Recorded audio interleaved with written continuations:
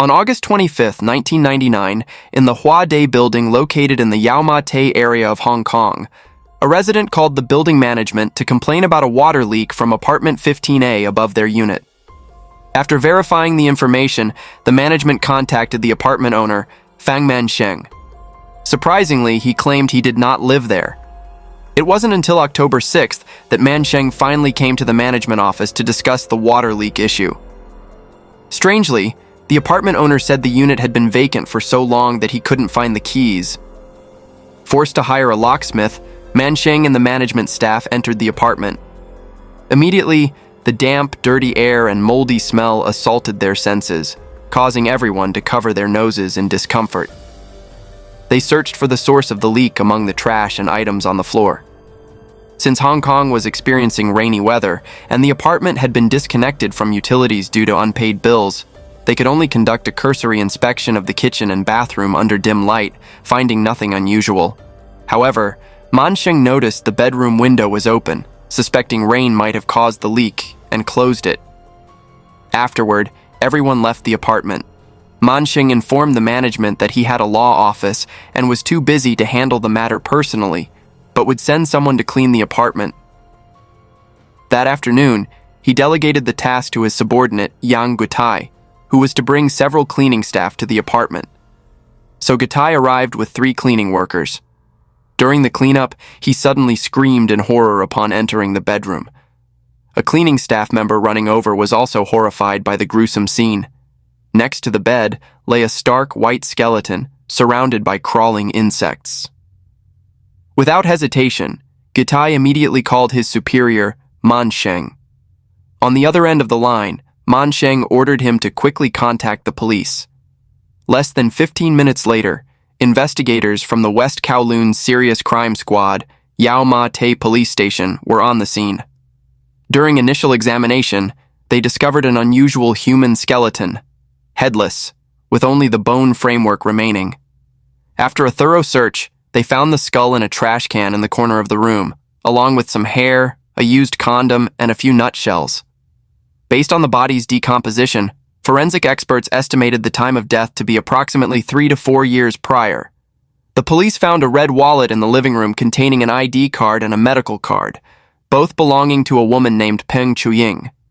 In addition to the initial evidence, investigators discovered a bank card and 1,100 Hong Kong dollars in cash, approximately 140 US dollars.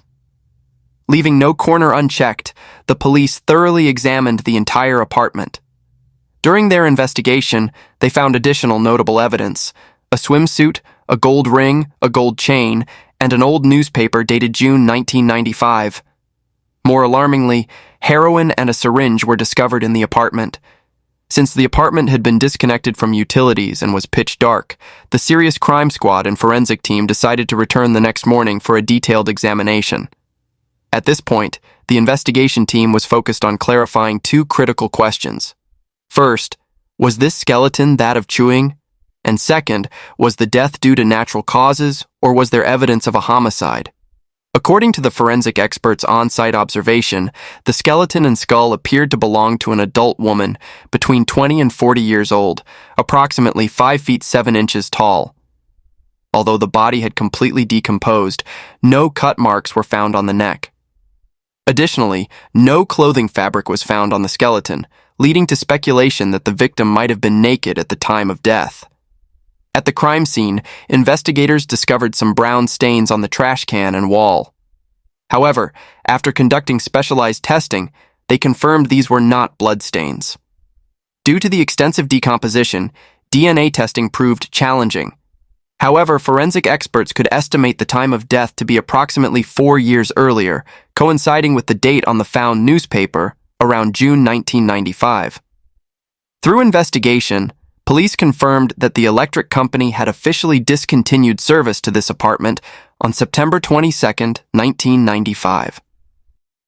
In the investigative context at that time, identifying the victim was considered extremely important and urgent. A month and a half after discovering the skeleton, forensic experts decided to use photo overlay identification methods. This involved comparing the teeth on the skull with Chuying's facial x-rays from when she was alive. Through forensic examination, combined with the identification documents found at the scene, police ultimately confirmed the victim was Peng Chuying, 34 years old. Police immediately sought out apartment owner Men Sheng for questioning. He stated that Chuying was indeed the previous tenant, but had not paid rent for over 3 years. Due to his busy work, he hadn't paid attention to the apartment, assuming Chuying had fled to avoid rent payments, never suspecting she had died inside. When unable to find leads from Man Sheng, police shifted to investigating scene evidence. Forensic teams collected 9 fingerprints, along with the used condom from the trash can, all sent to the relevant department for DNA testing. They determined over 30 people had been present at the crime scene, requiring them to screen each individual, including Man Sheng and his subordinate Gitai, who were both DNA tested but showed no matches. Forensic experts discovered a notable detail. Traces of heroin were found in Chuying's remaining hair strands. This indicated she had used illegal substances within 2 years before her death, and they could not rule out the possibility of death by drug overdose. Immediately, police notified Chuying's family to assist in the investigation. Her mother's statement raised even more questions. She said the last time she saw her daughter was in early 1995. What surprised the investigators was that the daughter had been missing for 4 years, yet the family had never reported her to the police. Through her sister Xian Jai's account, clues about Chuying's tumultuous life began to emerge. Before disappearing, Chuying had taken out high-interest loans and was being pursued by debt collectors, even involving her mother and other family members. Repeated heated arguments had strained the mother-daughter relationship to the point of near-complete estrangement. Xianji revealed that her last encounter with Chuying was in early March 1995, when Chuying was temporarily detained at the police station for a fight with her boyfriend. Xianjai herself was called to post bail for her sister. After that, they never saw each other again. A few months later, unable to contact her sister, Xianjai reported her to the police. However, police found Chuying's medical records from a hospital that same month. Believing her sister might be intentionally avoiding contact but was still safe, Xianjai withdrew her missing person report. Little did she know that when the family would next encounter Chuying, she would be gone forever. Xianjai later disclosed to the police a crucial piece of information. Chuying's relationship with the apartment owner Man Sheng was not simply a landlord-tenant arrangement, but a long-term kept relationship. In 1995, when unable to contact her sister, Xianjie had called Man Sheng to find her.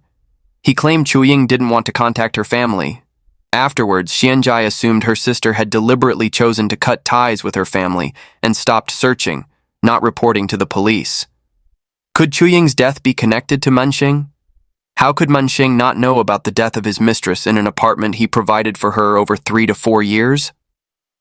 Chuying was born on December 12, 1965 in Hong Kong, in a family that had experienced significant upheaval. Her parents divorced when she was young, and thereafter Chuying lived with her mother after her remarriage. The family later welcomed 2 more children, a brother and sister from her mother's new marriage. From her teenage years, Chuying stood out with her height of 5 feet 8 inches at just 16 years old. Always nurturing dreams of becoming a model, she persistently pursued her goal. After graduating high school, Chuying began working at a restaurant, diligently saving every penny to attend modeling training. Her efforts paid off when she was finally lucky enough to sign a contract with a modeling agency, officially stepping into her dream profession. At that time, modeling agencies frequently arranged for young girls to attend glamorous parties, creating opportunities to meet successful individuals in Hong Kong's elite circles.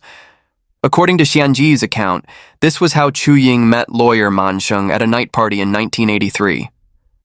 At the time, Chuying was just 18 years old, while Man Sheng was 43 and already married with children. Man Sheng pursued Chuying, a young, beautiful woman with an alluring figure, with intense determination. With her youthful inexperience and limited romantic history, Chuying couldn't resist the charm of this successful, wealthy, and generous man. Gradually, they began secret rendezvous in hotels. This clandestine relationship couldn't be public, but Chuying had fallen completely in love. She only wished to be with Man Sheng forever, even willing to abandon her modeling dream to become his full-time mistress. In 1986, Mansheng invested in opening a pet shop for Chuying and provided her with an apartment he owned to facilitate their meetings. Their relationship was always kept secret, intimate only in the small apartment or during overseas travels, never appearing together in public. Mansheng's extreme caution stemmed from his special status. Born in 1939 in Manchester, England, he was not an ordinary person. In modern terms, he was a child of a distinguished family, a person with a special social background and pedigree. Mansheng was the only son in his family and was pampered from childhood. He had 7 sisters, all exceptionally talented. In 1970, Mansheng graduated from Cambridge University, specializing in Eastern cultural studies. At 30, he further studied law and obtained a law degree. After returning to Hong Kong, he married and had 2 sons. In 1985, Mansheng opened his own law office. At the age of 40 to 50, he was at the peak of his career, frequently appearing at elite social gatherings. With his family background and overseas education, he had numerous connections and resources. For Chuying, during their most intimate moments, Mansheng had promised marriage. But when her mother and sister heard this, they considered it pure fantasy. Given Mansheng's background, not only was he already married, but even if he were to divorce, he could never marry someone from Chuying's family background. Therefore, her family repeatedly advised her to stay away from Mansheng, believing this was just a temporary affair. But Chuying remained oblivious. During this period, she had 3 abortions for Mansheng, which intensified the tension in their relationship. When Mansheng demanded Chuying have an abortion, she finally realized she was just a tool to satisfy his desires. From then on, she lived in a state of anxiety and depression, requiring long-term medication. However, surrounding the investigation of Chuying's death, there seemed to be an invisible force interfering. Especially after the media reported the case, the affair involving this distinguished family attracted even more public attention. Everyone was waiting for the ultimate truth. But the events that followed would be even more complicated than the investigation itself. At the end of July 2000, the police announced the conclusion of the Chuying case. They suggested that Chuying's death could be due to drug abuse and concluded with an unspecified cause of death. They not only failed to disclose detailed information about the case, but also did not organize an inquest hearing.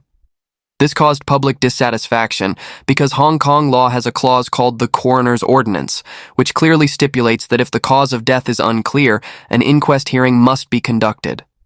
The coroner must summarize the case after hearing witness and lawyer testimonies, with controversial aspects potentially being discussed in court. The handling of this case was unacceptable to Chuying's family. All family members believed the case had many suspicious points, especially significant doubts about Mansheng. Chuying's sister noted that when police collected evidence at the scene, they took Chuying's personal belongings. When returned to the family, they discovered some items were missing. This included the only photo of Chuying and Mansheng together, and Chuying's diary, which had clearly had pages torn out. Those diary pages had recorded Chuying's joys and pains in the relationship, and now they were gone.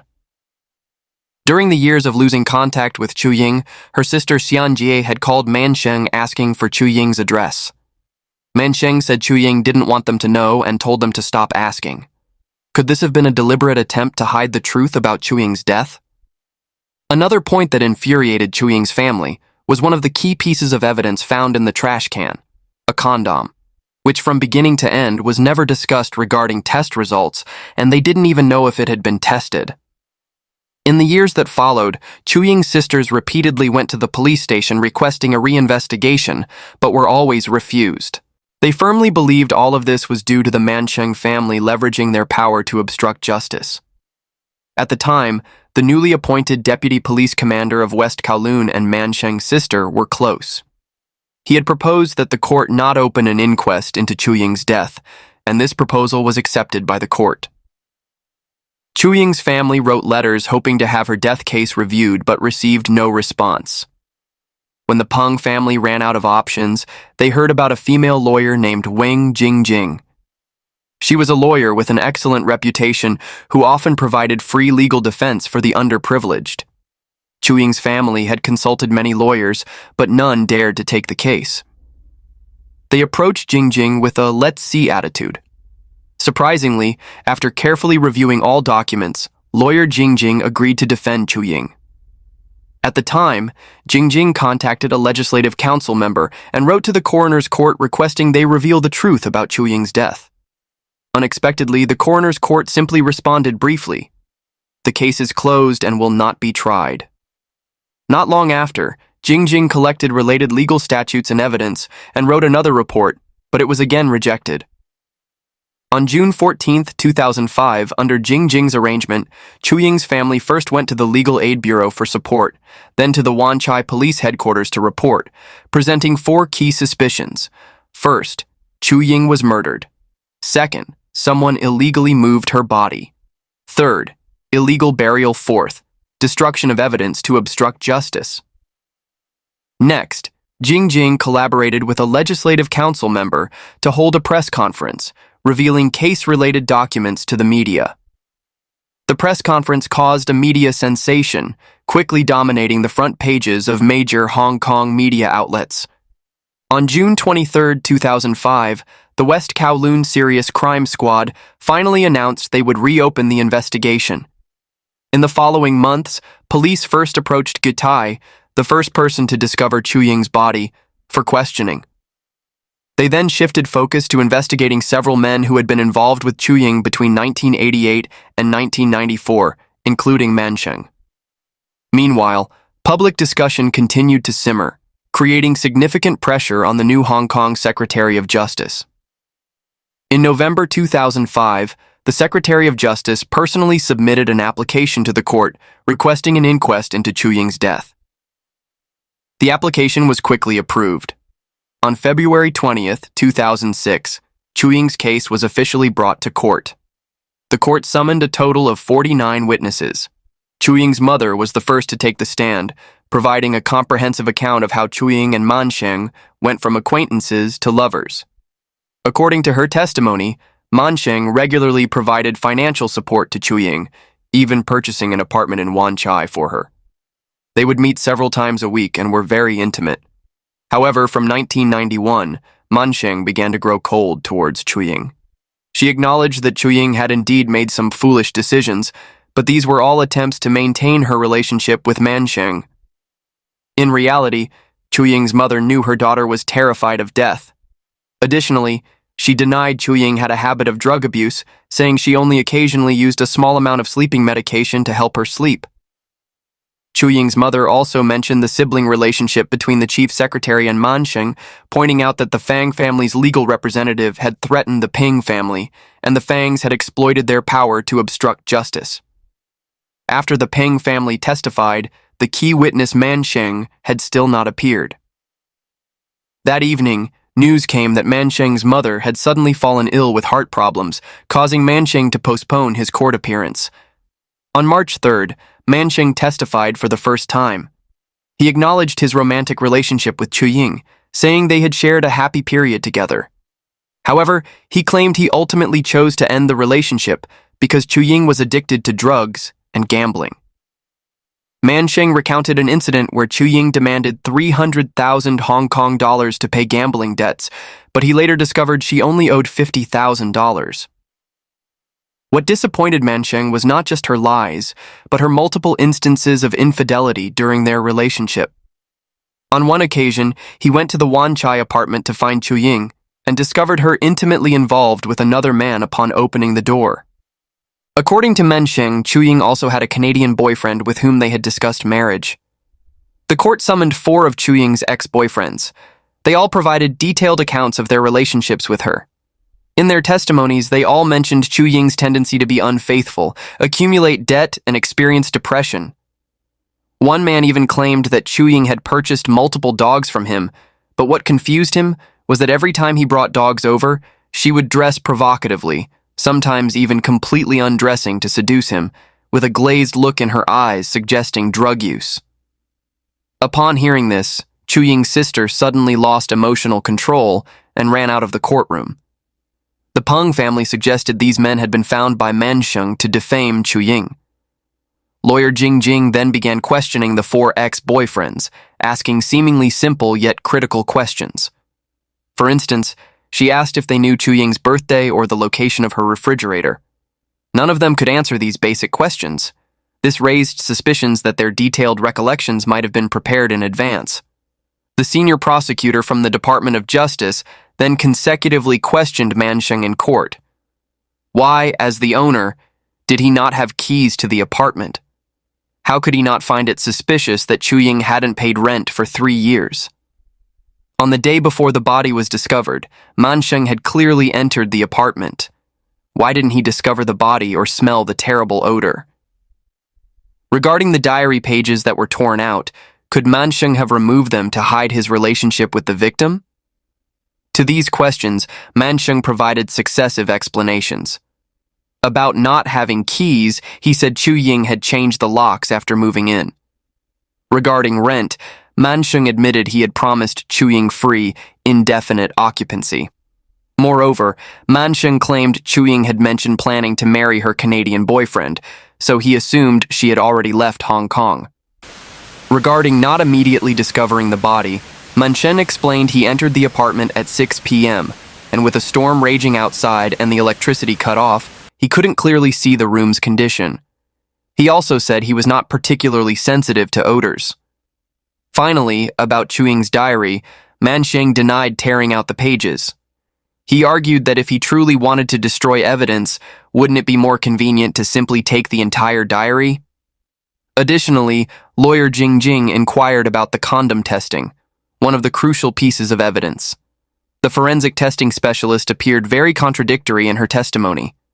Initially, she did not acknowledge the condom as part of the evidence list to be examined until Jing Jing presented related documentation. Only then did she change her statement, admitting the condom was among the evidence. However, the testing specialist testified that they first examined Chu Ying's toothbrush, underwear, pillow, and other personal items, finding no blood or saliva traces. But due to 7 years having passed, she couldn't clearly recall whether she subjectively deemed the trash can contents unworthy of testing or had run out of testing reagents. The reason sounded utterly implausible. The officer in charge of Chu Ying's case explained that in 1999, the police did not yet have a DNA database, so even if they had obtained DNA from the condom then, they couldn't have compared it to identify a suspect. Meanwhile, the evidence room staff also testified, stating they had placed the entire trash can in the evidence storage and had no knowledge of the condom's subsequent disappearance. At this point, the trial encountered significant difficulties, as if an invisible hand was concealing all direct evidence potentially disadvantageous to Mansheng. Could lawyer Jing Jing find a way to break through this situation? When Jing Jing first decided to take the case, she requested the court provide case documents. Initially, she received a response that nothing remained. Shocked by this, Jing Jing asked, "Surely the crime scene photographs still exist?" Subsequently, police provided her with about 300 hand-sized photographs, though most were blurry and difficult to discern details. On the day Mansheng testified, Jing Jing distributed these photos and copies to the judge and jurors, providing each with a magnifying glass, an action that initially puzzled everyone. Under her guidance, people used their magnifying glasses at the specified locations and ultimately made a discovery: a tax collection notice. Next, Jing Jing presented documents obtained from the land registry. These revealed that between 1989 and 1991, 3 properties were registered under Chu Ying's name. One was an apartment in Wan Chai, which Mansheng purchased in 1988 for $400,000, selling it back to Chu Ying 6 months later for $450,000. Chu Ying obtained a mortgage through Mansheng's law office, with the $450,000 transferred directly to Mansheng's account, allowing him to directly profit $50,000. Jing Jing then produced a recruitment letter found in the apartment where the incident occurred. The letter showed Chu Ying was an employee of Mansheng's law office. The 2 other properties Chu Ying owned were also mortgaged through Mansheng's law office. The underlying truth was clear. Mansheng was using Chu Ying's name for real estate speculation. Related documents showed Chu Ying had applied for bank mortgages 3 times, totaling 3 million Hong Kong dollars. Initially, Man Sheng claimed the recruitment letter was to help Chu Ying easily obtain a travel visa, including creating a fake salary statement. However, under Jing Jing's persistent questioning, Man Sheng eventually admitted to exploiting Chu Ying.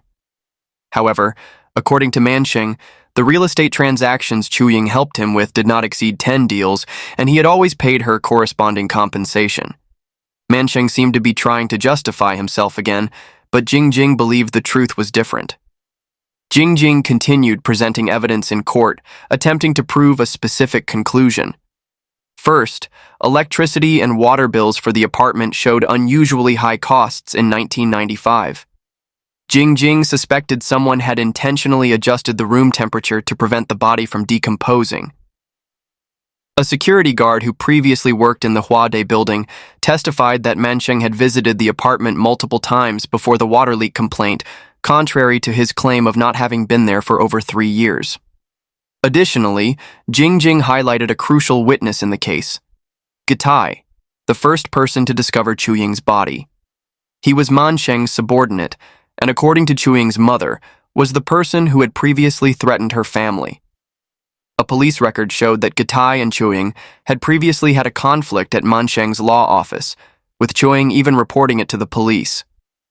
Jing Jing made another important discovery she wanted everyone to pay special attention to. Man Sheng had once demanded Gitai repay a debt of $2.5 million. However, not only was this enormous debt not repaid, but shortly after, Gitai received $900,000 from Man Sheng. Jing Jing subtly implied that Gitai had been paid to help cover up the crime and was essentially being bought to give false testimony. Based on these pieces of evidence and clues, Jing Jing presented a bold hypothesis. Before speaking these words, she felt quite uncertain, as typically, if a lawyer proposed such a theory, the prosecutor would object. But on that day, Jing Jing looked directly at Man Sheng and said, "You exploited Chu Ying's name for real estate speculation, causing her to owe a large tax bill that the tax bureau was demanding, a bill that had nothing to do with her. She was merely a name on the documents, and that tax should have been paid by you. When Chu Ying continuously came to your law office and home causing disruptions, did you hire someone to kill her?" At this moment, the prosecutor did not stand up to object. A brief silence enveloped the courtroom, with everyone looking at Man Sheng with scrutinizing eyes. Suddenly, he stood up and said, "I object. She is a crazy woman who is slandering my character." On March 21st, 2006, the final day of the Chu Ying inquest, after 4 hours of discussion, 5 jurors unanimously reached a verdict. Chu Ying died by accident, with 2 potential causes of death. First, drug overdose, and second, choking due to vomit blocking her airway. After the case officially closed, the next day Man Sheng told the media that a year earlier, the Peng family had attempted to extort $5 million from him. A few days after this news was published, Chu Ying's sister Xianji sued Man Sheng for defamation, demanding he publicly apologize and pay compensation. Xianji promised to donate the entire compensation to the Hong Kong Public Welfare Fund. Meanwhile, the Peng family consistently believed that the police showed signs of corruption and power abuse during the investigation. They filed 14 accusations with the Independent Commission Against Corruption, ICAC. However, after 6 months of investigation, the ICAC ultimately concluded that there were no signs of corruption and declared the investigation closed.